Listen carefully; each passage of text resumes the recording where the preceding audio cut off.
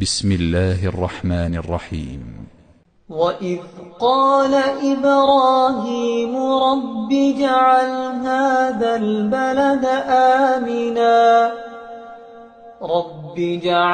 هذا البلد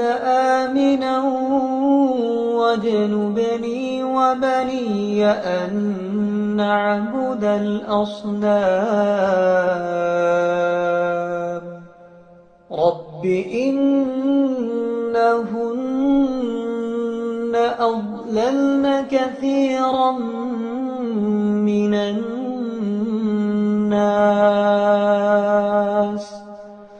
فمن تبعني فإنه مني ومن عصاني فإنك غفور رحيم ربنا إني أسكنت من ذريتي بواد غير ذي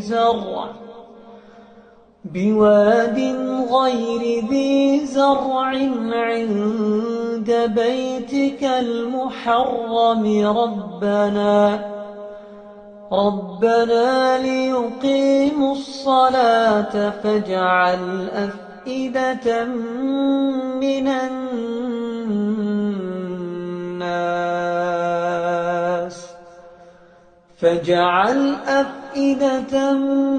الناس تهوي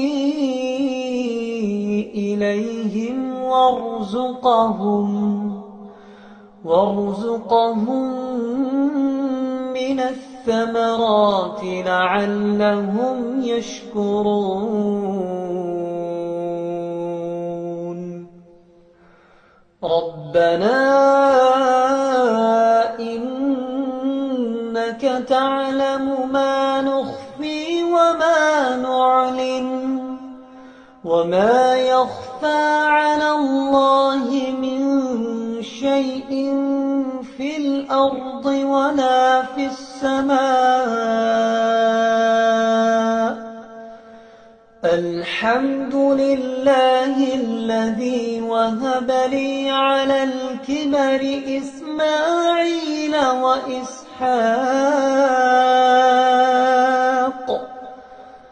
إن ربي لسميع الدعاء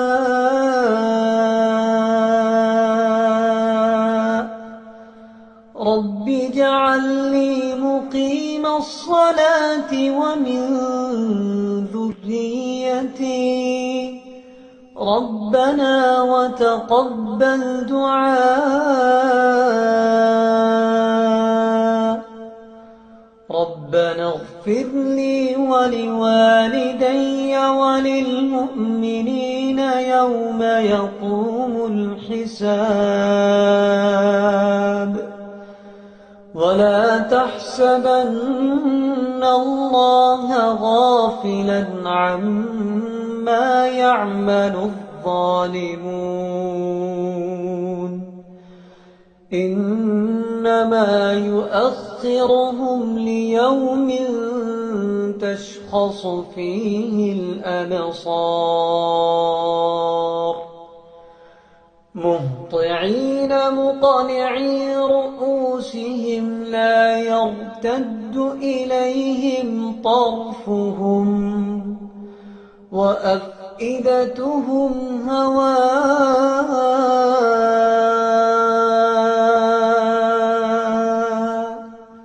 وأنذر الناس يوم يأتيهم العذاب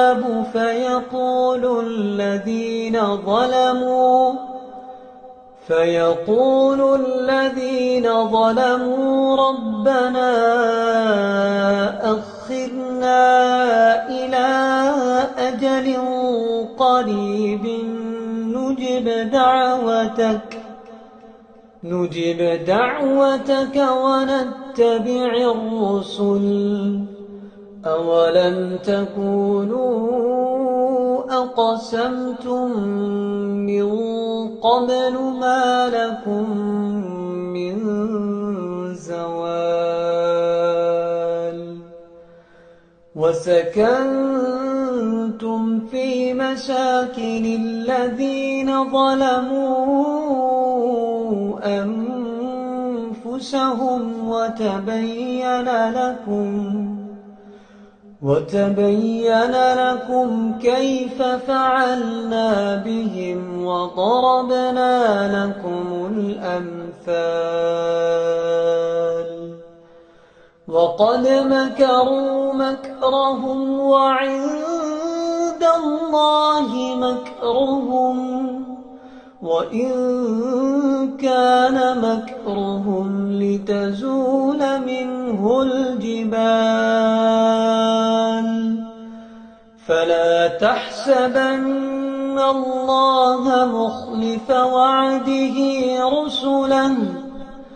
إن الله عزيز ذو انتقام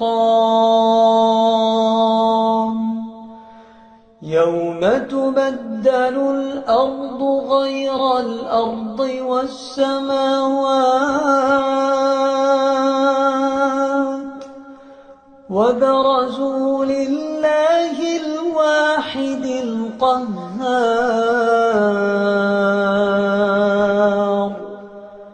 وترى المجرمين يومئذ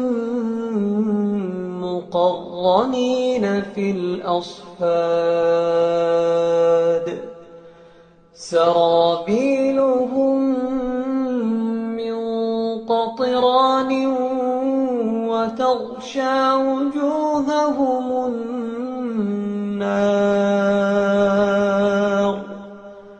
ليجزي الله كل نفس ما كسبت إن الله سريع الحساب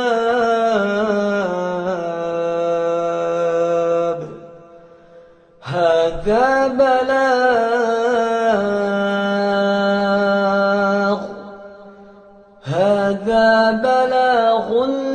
للناس